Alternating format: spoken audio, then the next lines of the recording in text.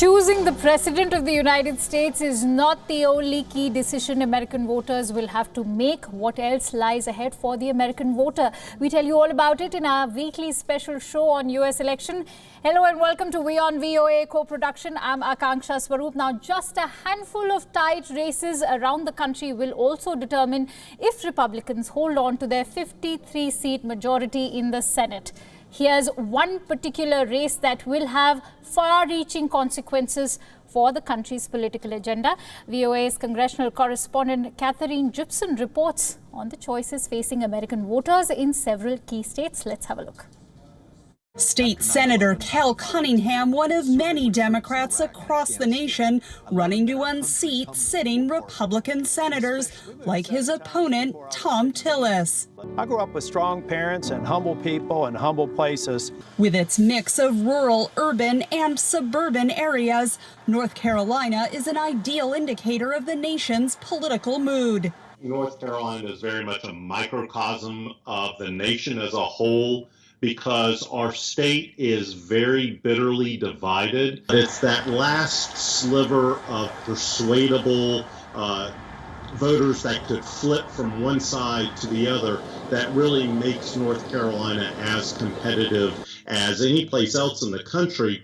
Polls show Cunningham leading Tillis by about 5 percentage points. President Trump is playing a key role in this race.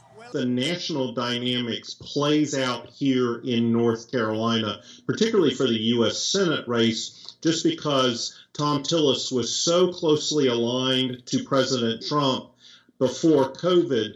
But when COVID hit, he kind of started to tack more towards the middle, not really talking about Donald Trump.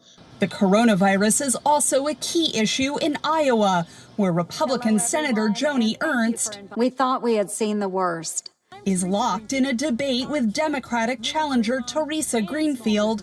We're facing a crisis like nothing we've seen before. Over the severity of the pandemic, a sign the national dynamic will play more of a role in the Senate races this election cycle, analysts say. We're waiting to see how folks either defend the president in his handling of the coronavirus pandemic or whether they're trying to distance themselves a little bit, and that'll depend on how much it's impacted the state. In Maine, Susan Collins is familiar with national attention after her high-profile vote confirming Supreme Court Justice Brett Kavanaugh and acquitting Trump in the impeachment trial earlier this year. The Postal Service is a lifeline. She's running behind challenger Sarah Gideon, who raised millions of dollars criticizing those votes. But in Alabama, President Trump's support for Republican Tommy Tuberville, giving him a double-digit lead over Democrat Doug Jones, who will likely lose his seat. Democrats also hope to win seats in Colorado and Arizona. They will need to pick up 3 seats if Biden wins, 4 seats if Trump wins.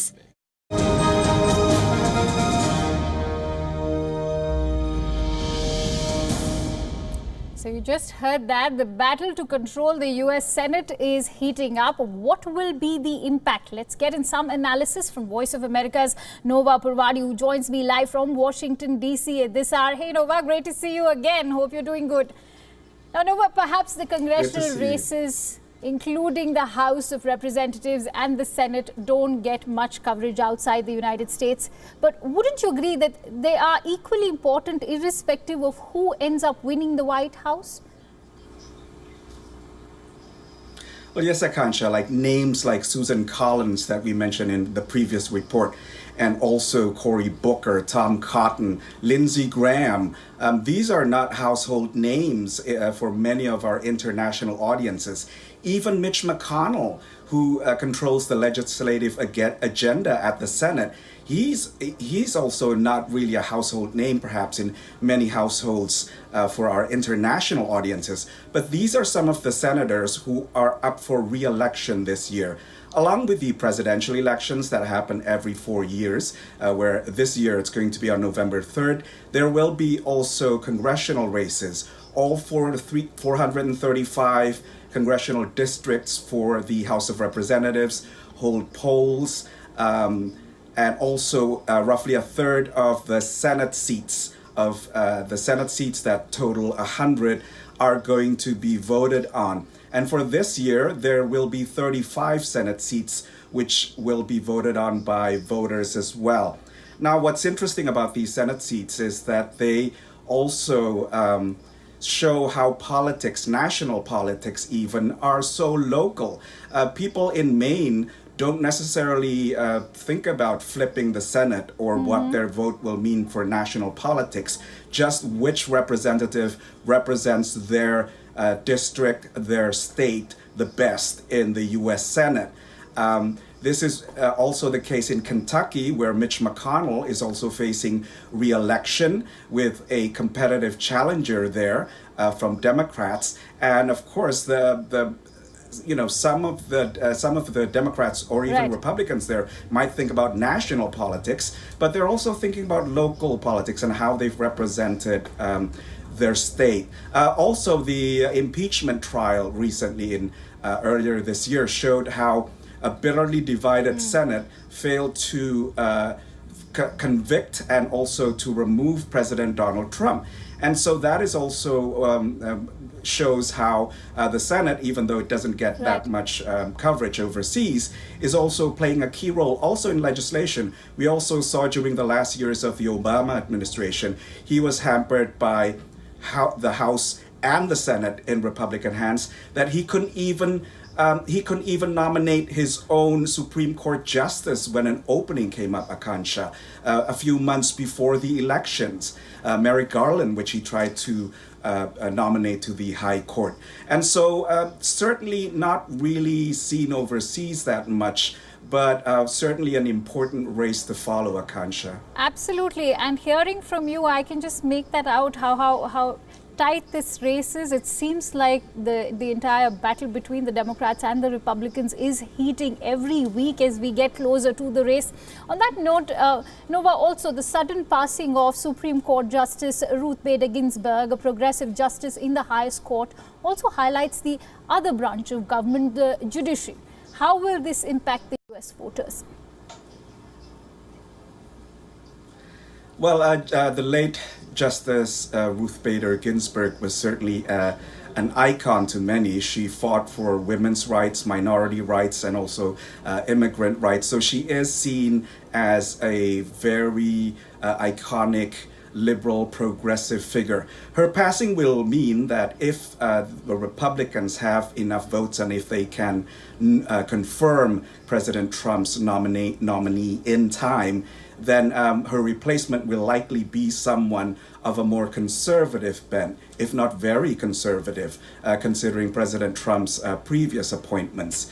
Now, why this is important is because unlike the Supreme Courts in other countries, in India, I believe the Supreme Court consists of 33, 34 justices, whereas in the US it's only 9 justices, and these are lifetime appointments. So most Supreme Court justices serve until they pass away, as the late Justice Ginsburg did, or they retire in their later years. And this, of course, determines the balance of the court in determining several judicial reviews, the power of the Supreme Court that most people are familiar with.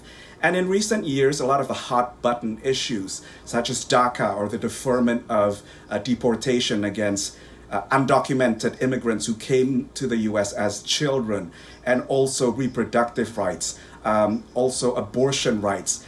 These hot button issues have been voted on by the Supreme Court in very narrow margins, 5-4 often, or even 6-3. And with DACA, for instance, there was a ruling in June where it was 5-4, with Chief Justice John Roberts siding with the progressive justices. So this is certainly something that's on the back of people's minds. And even before Ruth Bader Ginsburg passed away, polls showed that this was the third most important issue, the balance of the Supreme Court, according to a Pew Research Center survey. Now, after Justice Ginsburg passed away, Democrats reportedly had a record number of contributions to several progressive candidates and causes, something like something like 90 million in just over 24 hours. Whether this translates to votes, we don't know yet, but certainly the passing of a Supreme Court justice who was so beloved by Democrats makes something that's usually just rhetorical and also something in the realm of speculation into something that's real and front and center, Akansha.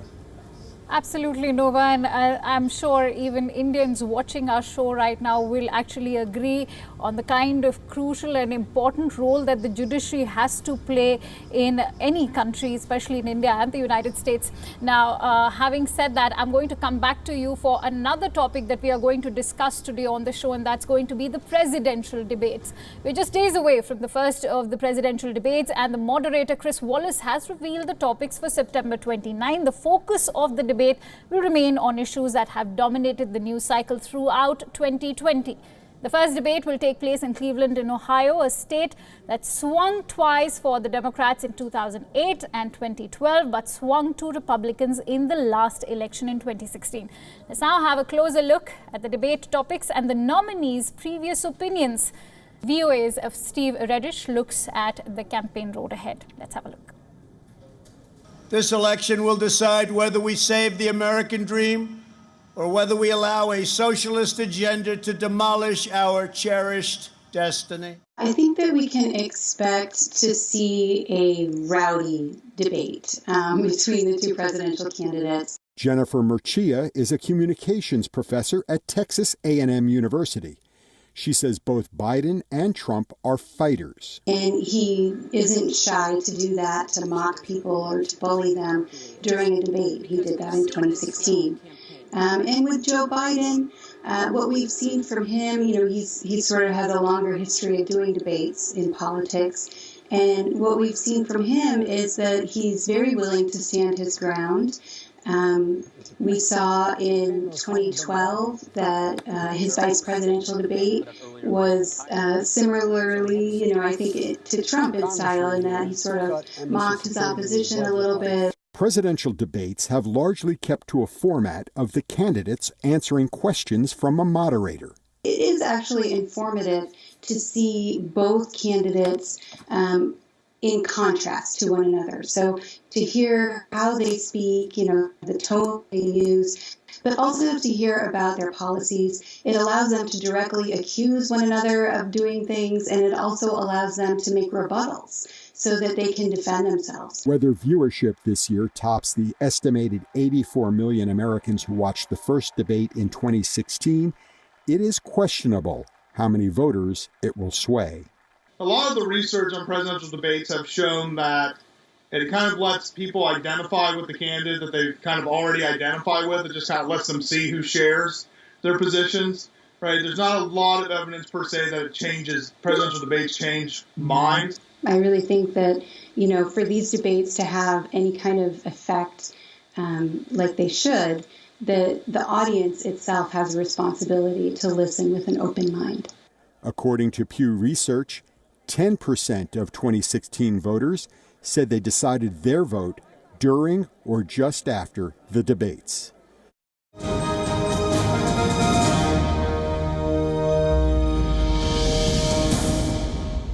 And let's go back to Nova Purwadi, who's joining me from Washington, D.C. live at this hour. Nova, how crucial are these debates in determining the outcome of the elections?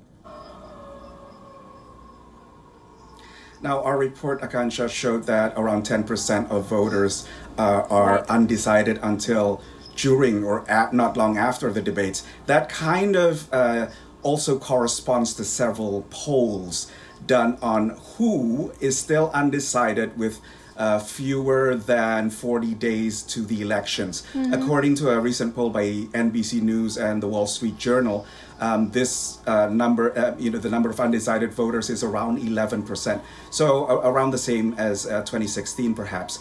Although another poll by several Midwestern universities puts the number at closer to 6%. Polling seems to indicate that a lot of voters have kind of solidified their positions by September, a little earlier on than previous voting cycles. But we'll see the schedule that we have lined up for this year's presidential and vice presidential presidential debates. 3 presidential debates, 1 vice presidential debate. The first one is going to be September 29th, next Tuesday, and that is going to be in Cleveland. And the second debate is going to be the vice presidential, actually, with Kamala Harris and Mike Pence debating in Salt Lake City, Utah. And after that, there's going to be another debate on the 15th in Miami, in the state of Florida. And this is going to take the form of a town hall style debate where the audience gets to ask questions. Right. We'll see whether this is virtual or in person because of the pandemic. Right. And as for whether debates impact people's votes, we can see that this certainly started to impact elections after they were televised. It is famous that in the 1960 elections, the debate between John F. Kennedy and Richard Nixon gave the momentum to JFK because he was so polished and so telegenic and so articulate, whereas Richard Nixon was rather sloppy in the eyes of many voters, and that swung, the vote to JFK. Very well said. But it seems like very well said. And it seems like a lot of. Yes. Go ahead. Finish that bit. Oh no! It seems like, especially when there's an incumbent, when there's an incumbent involved in the debate, it seems to be always a rehash of the famous 1980 debate when Ronald Reagan famously asked, "Are you better off today than you were 4 years ago?" And there's, and we'll expect to see something like that. In the upcoming debate of Joe Biden perhaps asking and Donald Trump asking voters, are you better off 4 years now? It's interesting to see how you've gone down history to actually quote some very interesting examples.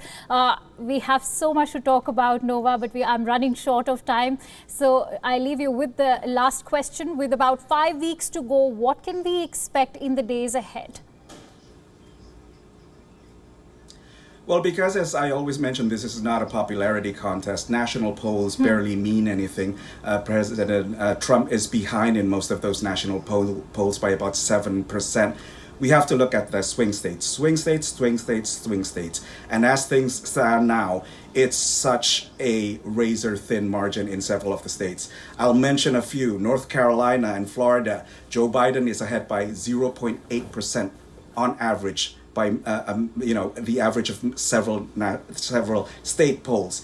And in Georgia, President Trump is only leading by average by 0.2%. That's how swingy these states are in the upcoming elections. Now, of course, Akansha, the next time I see you will be in October.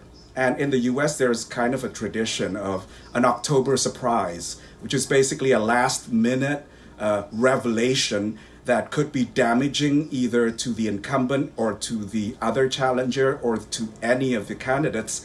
And this can sometimes upend a presidential election in terms of who is favored to win. Right. But 2020 just feels like a long October surprise with the pandemic, the economic devastation wrought by it, and also social and racial unrest. So we'll see what happens and pay close attention to those battleground states, Akansha. The battleground states, that's the key word over here. Thank you so much, Nova, for sharing all those precious insights. I can't wait for the big October surprise. Let's see what will we have as a surprise this year. Thank you so much for joining us on this live cast. See you next week.